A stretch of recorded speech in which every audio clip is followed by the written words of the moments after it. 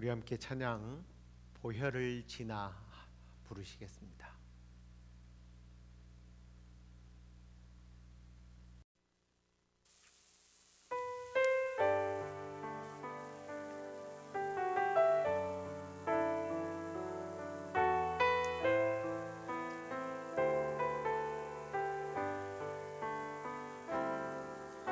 보혈을 지나 하나님 품으로, 보혈을 지나 아버지 품으로, 보혈을 지나 하나님 품으로 한 걸음씩 나가네. 보혈을 지나 하나님 품으로, 보혈을 지나 아버지 품으로, 보혈을 지나 하나님 품으로 한 걸음씩 나가네. 존귀한 주 보혈이 내 영을 새롭게 하시네. 존귀한 주 보혈이 내 영을 새롭게 하네. 존귀한 주 보혈이 내 영을 새롭게 하네.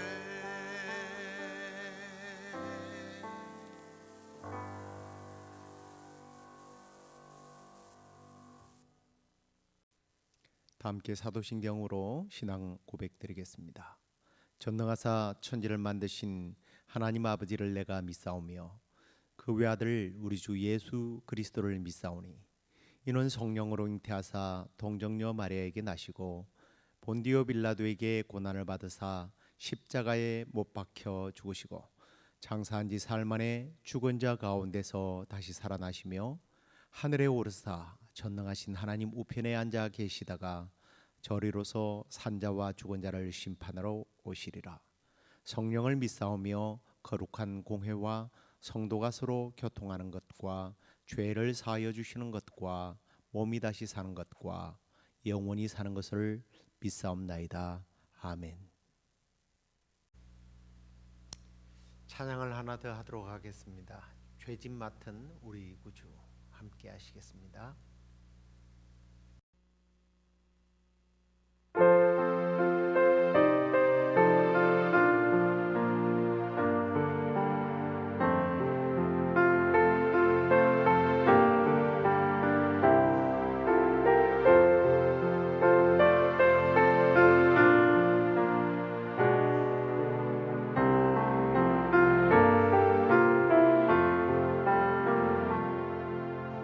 죄짐 맡은 우리 구주 어찌 좋은 친구인지, 복종 근심 무거운 짐 우리 주께 맡기세.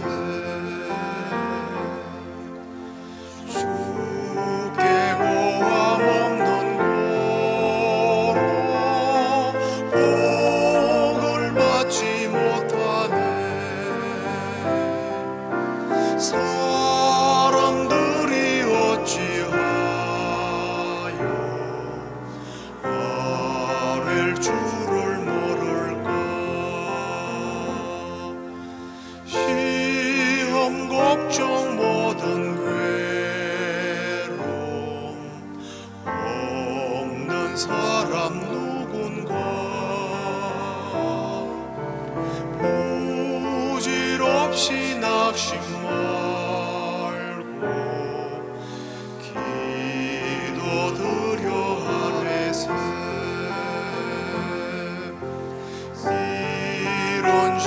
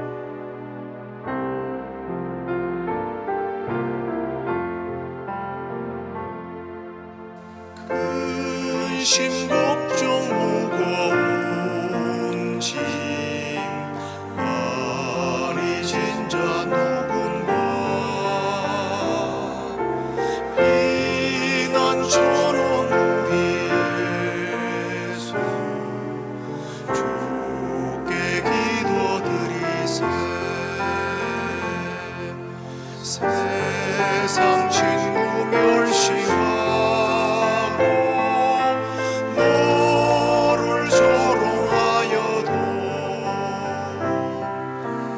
예수 품에 안기어서 참된 위로 받겠네.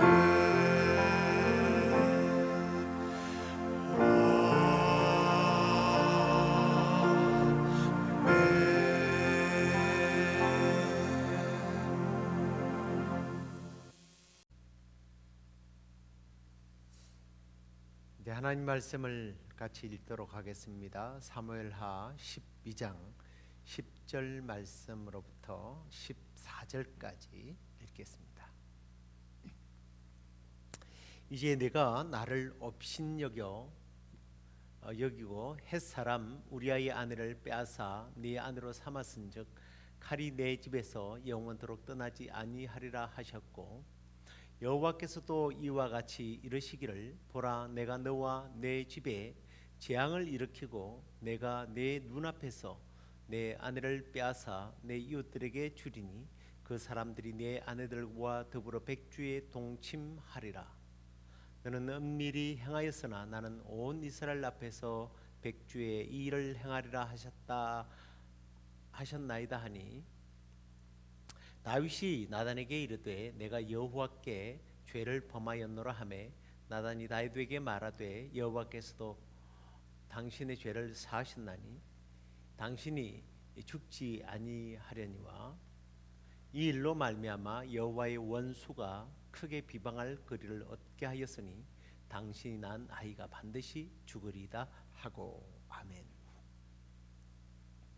자, 오늘은 그 죄의 봉으로 고통받은 다윗에 대한 내용을 가지고 함께 말씀을 나누도록 하겠습니다.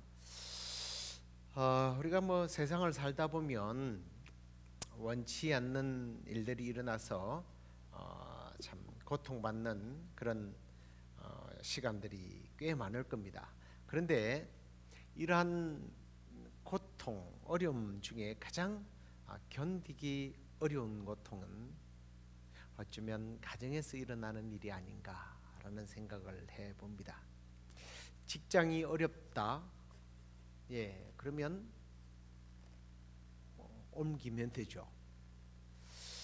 학교에서 발생하는 여러 가지 문제들이 참 많지만 그래도 뭐 일정한 시간이 지나면 졸업하고 해결됩니다.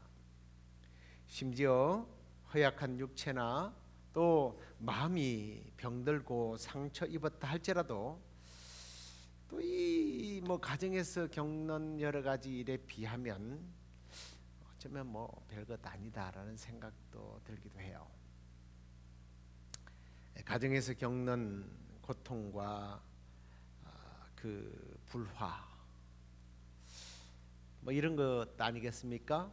제멋대로 행동하는 아이들, 나의 기대에 정말 실망감을 주는 그런 자녀들뿐만 아니라 또 부모의 문제, 또 부부간의 불화, 형제간들의 다툼, 이런 가정적인 문제가 사실 우리의 영혼을, 정서를 황폐케 만들고 우리의 기쁨을 빼앗아 가버립니다. 심지어 하나님의 말씀대로 사는 사람들이라 할지라도 이런 일에 면역되어 있는 사람은 없을 것입니다. 다윗과 같은 사람도요, 예외일 일은 없죠. 그가 비록 왕이라 할지라도 그렇습니다. 다윗과 그의 가족에게 일어난 하나님의 진노의 칼로 인한 불행에 대한 내용을 오늘 우리가 다루게 될 텐데요. 그 이유에 대해서 여러분이 지난주에도 우리가 말씀을 나누었기 때문에 잘 아실 겁니다. 자, 이러한 내용들을 우리가 좀 살펴가면서 우리가 이 땅을 살아가면서 정말 조심해야 될 것들이 무엇인지를 함께 나누기를 원합니다. 자, 지난 시간에 우리가 다윗의 범죄와 그리고 또 나단 선지자가 찾아와서 하나님의 엄중한 그 심판을 경고하는 내용을 잠깐 나누었죠. 갈라디아서 6장 6절 7절 말씀에 보면 이런 말씀이 나옵니다. 스스로 속이지 말아라. 하나님은 업신 여김을 받지 아니하시는 분이다. 사람이 무엇으로 심든지 그대로 거두게 될 것이다.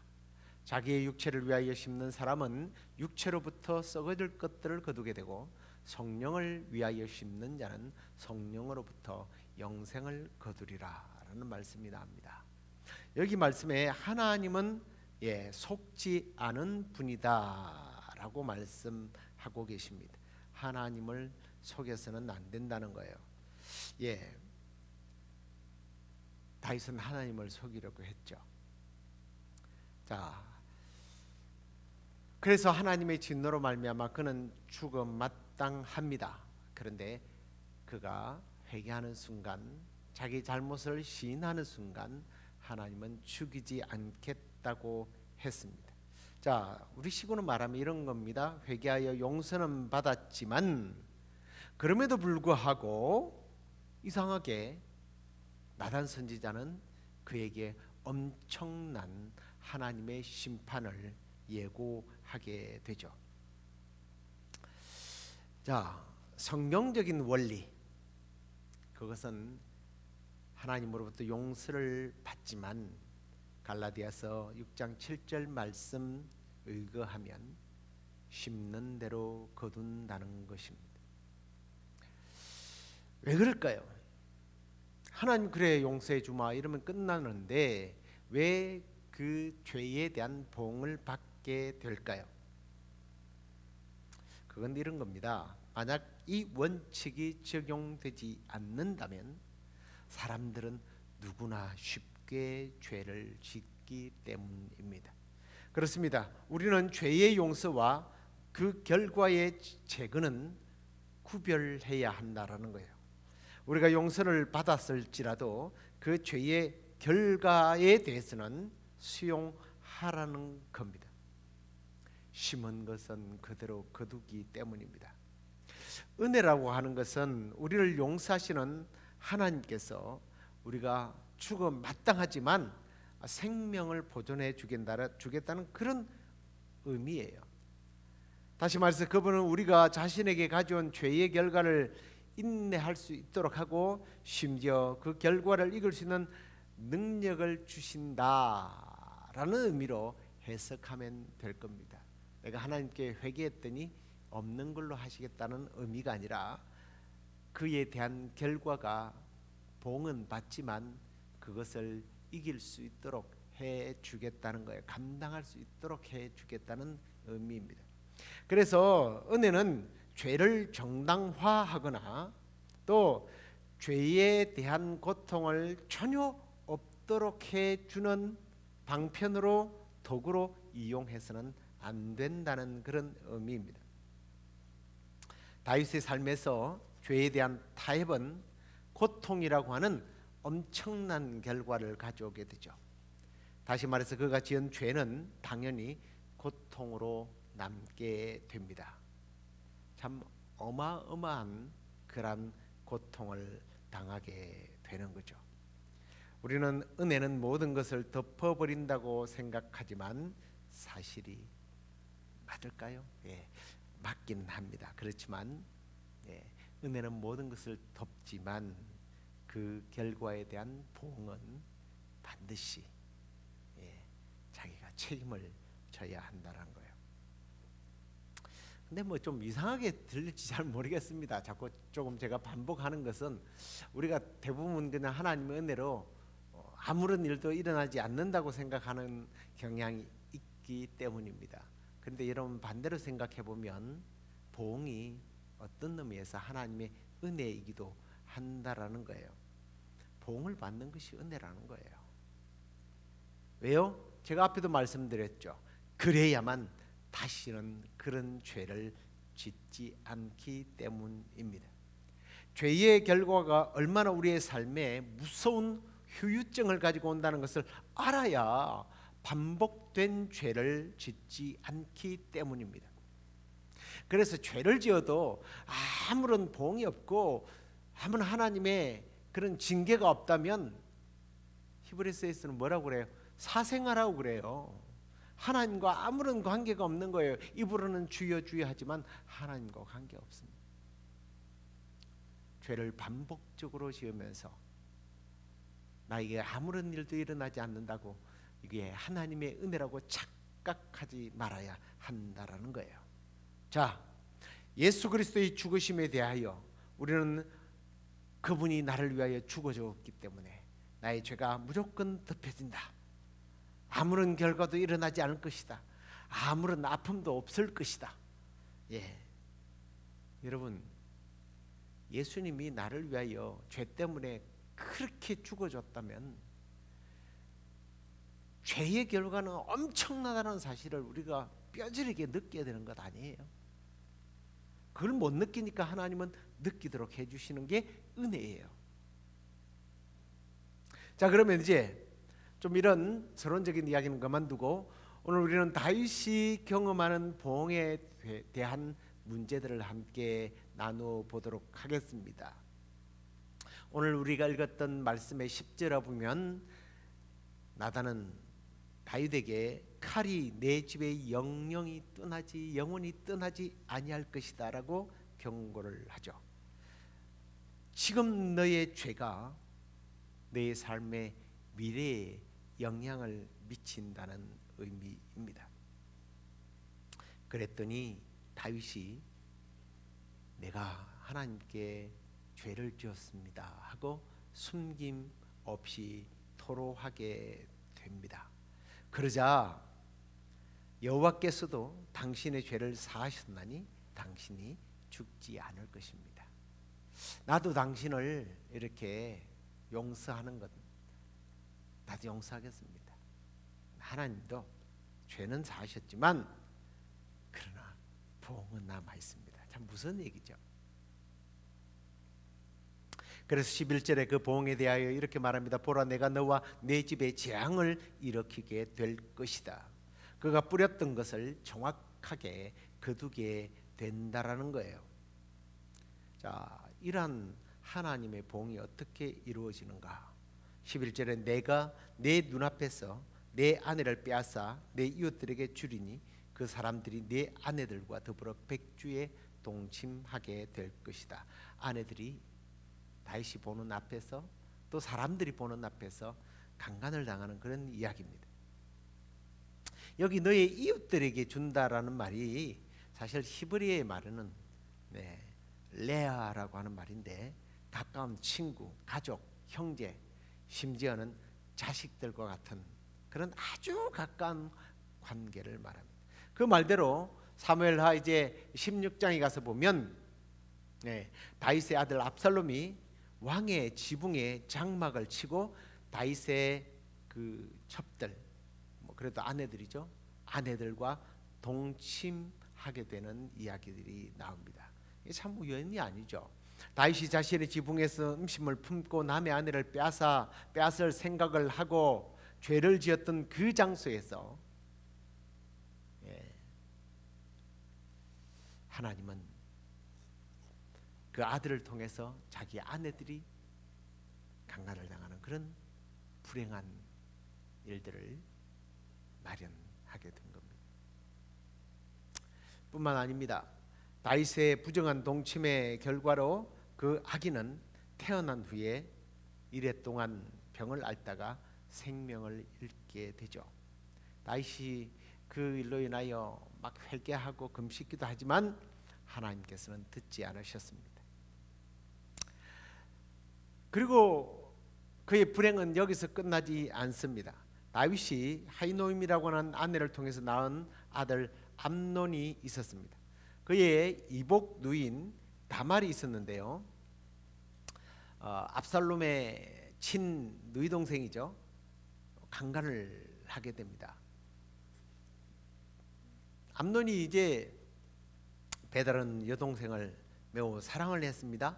내 뜻대로 되지 않자 아픈 척 그렇게 해서 병문안 온 여동생을 강간하게 되죠. 근데 그 이름이 참 다말인데 이게 참 어감상 한국 사람들에게는 좋지 않아요? 다말, 다 말아먹다 뭐 이런 이름 같아요. 참 다말이라고 하는 이름들이요, 참 운명이 기구해요. 성경에는 보면 다말이라고 하는 이름이 또 나옵니다. 유다의 장자인 엘의 아내의 이름이 다말입니다. 남편이 죽고 유다의 아들들이 이제 원래 이제 형이 죽으면 이 형수를 위해서 아들을 낳아야 되니까 그 아들들이 이 여인과 잠자리를 하려고 그러면 자꾸 죽어요. 이제 이 씨를 받아야 되는데 못 받으니까 이제 아들을 남아 있는 아들이 또 죽을까봐 유다가 안 주잖아요. 그러니까 이 여자가 또 뭐 장님처럼 변장을 냈어요. 멀리서 유목 생활을 하니까 양치는 시아버지에게 몰래 찾아가서 아주 그냥 다 말아먹어요. 집안을 다 말. 예, 제가 좀 뭐 여러분들에게 이렇게 좀 조크식으로 이야기했지만 이름 참 잘 지어야 될 것 같아요. 이런 뭐 어떤 사람들은 야곱을 그냥 존 이름이라고 야곱을 자식들의 이름을 짓는 것을 봐요. 야곱이라는 이름이요, 도둑놈 사기꾼이라는 뜻 아닙니까? 야곱아 야곱아 이러면 도둑놈아 도둑놈아 이렇게 부르는 거예요. 우리가 그가 받은 복 때문에 이상한 이름을 짓거나 이러면 안 돼요. 성경적이고 또 좋은 이름, 아이들을 축복하는 좋은 이름을 지어줘야죠. 자, anyway, 아무튼요, 이제 자기 누이가 사랑하지 않자 배달한 누이를 꼬드겨서 이상한 짓을 하게 됩니다. 그런데 자기 딸이 자기 아들에게 강간을 당했으면 그 아버지가 이 사실을 알면 어떻게 해야 돼요? 불러다 놓고 그냥 두들겨 패든지, 비 오는 날 먼지 날 때까지 두들겨 패서 정신을 차리게 해야 되죠. 보응이 없으니까 그냥 그런가 보다 해요. 그러니까 압살롬이 너무 분노해 있다가 결국 암놈을 죽이게 됩니다. 화를 내지만 덮어주고 소극적인 자세가, 다윗의 소극적인 그러한 자세가 문제를 더 키우게 되죠. 왜 자기 아들이 딸을 강간한 이런 심각한 문제를 강하게 다루지 못합니까? 이유는 하나예요. 자기도 그런 죄를 지었거든요. 그러니까 자기 아들을 심판할 자격이 자기에게는 없었던 겁니다. 그러니까 2년 동안 참고 지내던 압살롬이 그 뒤에 암논과 대화조차도 안 해요. 그럼 이게 지금 잘잘못을 얘기 안 했다, 성경이 이렇게 되어 있는데 전혀 대화를 섞지 않은 겁니다. 분노를 점점 키운 거죠. 그래 결국은 압살롬이 암논을 죽인 후에 그 할아버지인 그술왕 달메게로 도망을 가서 거기서 아버지를 대적할 계획을 세우게 됩니다. 후에 이제 3년 후에 요압이 압살롬을 예루살렘으로 돌아오게 하고 다윗은 압살롬을 불러옵니다. 그런데 역시 그를 만나지 않습니다. 대화하지 않습니다. 그러자 압살롬의 마음에 이제는 형을 죽인 것 가지고는 안 되겠다. 아버지를 죽일 계획을 한 겁니다. 역모를 꾸미기 시작하죠. 그래서 다윗은 15장에 보면 백성들의 마음을 도적질했다라고 되어 있습니다. 사람들이 재판하러 오면 압살롬이 굉장히, 이름은 압사할롬이지만 얼굴은 잘생겼어요. 아주 잘생긴 사람이 재판을 너무 잘해주는 거예요. 그래서 백성들이 다윗이 아닌 이제는 압살롬에게 전부 다 마음이 뺏기게 됩니다. 그런데 아버지의 국정에 이렇게 도움을 주기 위함이 아니라 사무엘하 15장 12절 이하에 보면 이 하는 행동을 이렇게 말합니다. 반역의 행위다라고 말씀하고 있어요.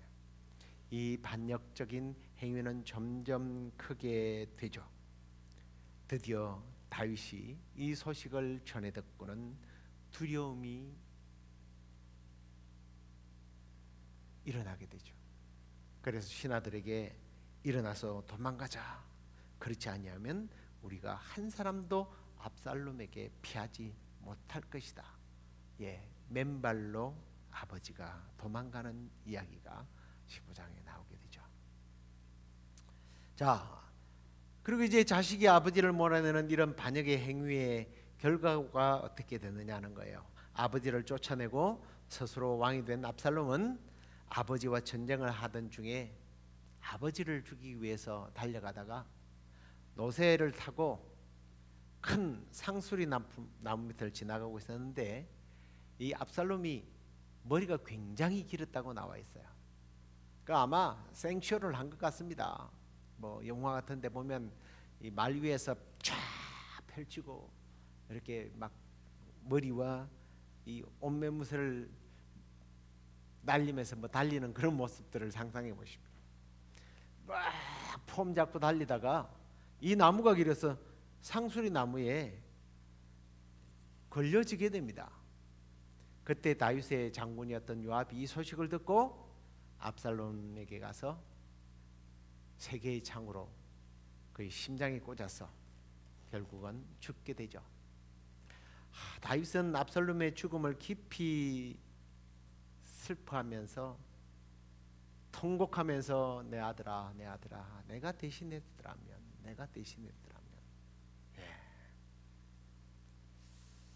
통곡하는 다윗의 모습을 통해서 하나님의 그 보응에 대한 죄의 응보에 대한 대가가 얼마나 무서운지를 우리에게 말씀하고 있습니다.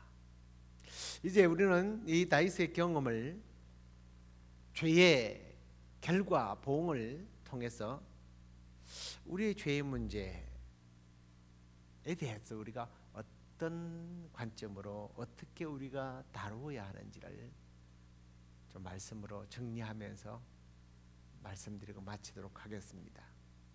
당연히 우리는 피하려 하지 말아야 합니다. 숨기려 하지 말아야 합니다. 타협하지 말아야 합니다. 먼저 하나님 앞에 나와서 용서를 구하고 회개해야 되겠죠. 다윗이 숨김없이 내가 바로 그 죄인입니다라고 고백한 것처럼 우리는 우리의 죄를 고백해야 합니다. 하지만 그것이 끝났다고 생각하시면 안 됩니다. 죄의 결과를 정직하게 받아들여야 합니다. 고통에 대하여 우리가 조용히 받아들이고 그 고통이 주는 의미, 왜 내가 이런 고통을 받아야 하는지를 깨달아야 합니다. 그래서 내가 저지른 죄에 대한 결과를 피하기 위해서 회개한다. 이건 참된 회개가 아닙니다.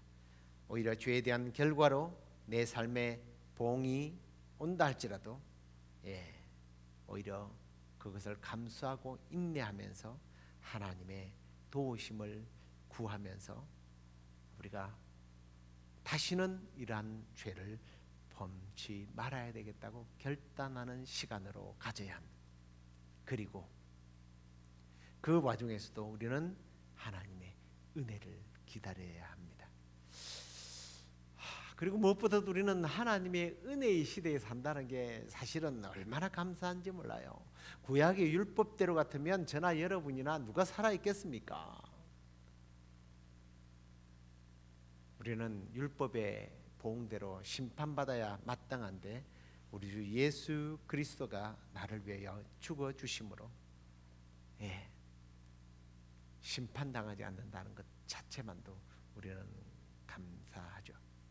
우리는 다윗의 삶을 거울로 삼아서 우리의 죄가 내 삶의 장애물이 되지 않도록 내 가정과 내 자녀들에게, 교회에, 또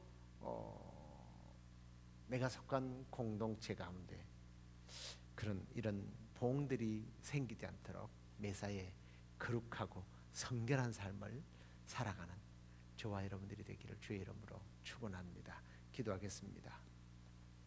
하나님, 늘 우리가 죄인임을 깨닫습니다. 부족한 종을 불쌍히 여겨 주옵시고, 지난 허물들이 나의 삶의 장애물로 남아서 나를 힘들게 하고 고통스럽게 한다면 인내로서 잘 이기게 하시고, 다시 한 번 더 예수 그리스도의 보혈의 은혜가 우리에게 필요하오니 주여, 주의 은혜로 주님 다시 일어날 수 있게 해 주옵소서. 그리고 주님, 죄가 얼마나 무서운 결과를 가져온다는 사실을 우리가 깨닫고 다시는 죄를 범하지 않는 저희들이 될 수 있도록 주여 우리를 붙잡아 주시옵소서. 주님, 우리 성도들, 우리 윤장로님, 박호성 집사님, 또 권혁 집사님, 조은혜 집사님, 그리고 크리스 게브리엘까지 지금 한국에 방문해 있습니다. 하나님, 그 모든 가는 길 오는 길 함께하여 주시고, 그들이 만나는 사람들에게 선한 영향력을 끼치는 그러한 우리 성도들이 되도록 인도해 주옵소서. 우리가 내일 또 주님께서 우리에게 주실 은혜를 사모하며 예배의 장소에 모이겠습니다. 주께서 함께하여 주옵소서. 그리고 주님, 우리 회장노님, 허목사님, 그리고 우리 김정 권사님과 김성경 권사님이 지금 또 다른 선교대원들과 함께 알라스카에 선교 활동을 하기 위하여 지금 방문 중에 있습니다. 하나님, 만나는 사람들에게 복음의 씨를 심을 수 있도록 하나님, 입술과 그들의 모든 삶을, 행동을 주께서 주장해 주시고 건강하게 돌아올 수 있도록 주께서 함께하여 주옵소서. 그렇게 해주시기를 소망하옵고 예수님 이름으로 기도드리옵나이다. 아멘. 하늘에 계신 우리 아버지여, 이름이 거룩히 여김을 받으시오며 나라의 임하옵시며 뜻이 하늘에서 이루어진 것 같이 땅에서도 이루어지이다. 오늘날 우리에게 일용할 양식을 주옵시고, 우리가 우리에게 죄의 지은 자를 사하여 준 것 같이 우리의 죄를 사하여 주옵시고, 우리를 시험에 들게 하지 마옵시고 다만 악에서 구하옵소서. 대개 나라와 권세와 영광이 아버지께 영원히 있사옵나이다. 아멘.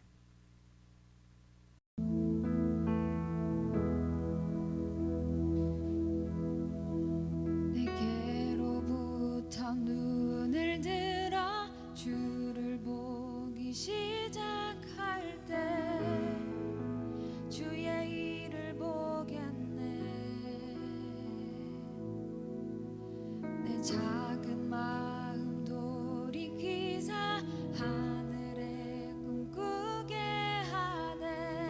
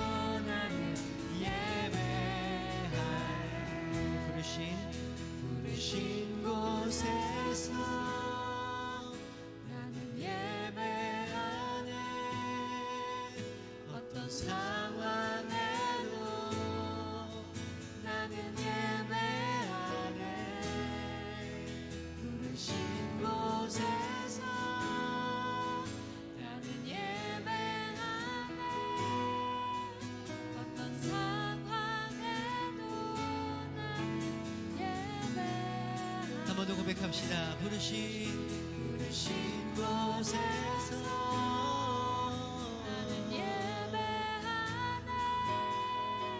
어떤 사람